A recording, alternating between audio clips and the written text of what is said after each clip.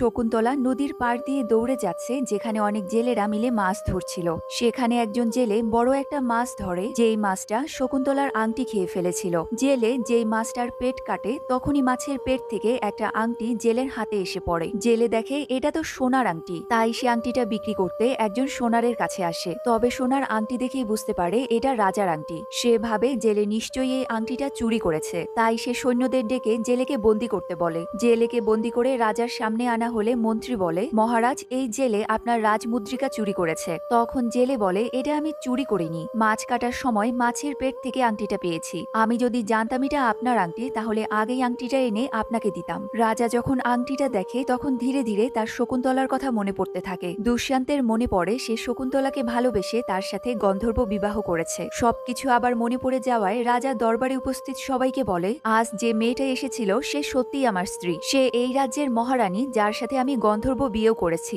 না জানি আমি কিভাবে সব কথা ভুলে গিয়েছিলাম।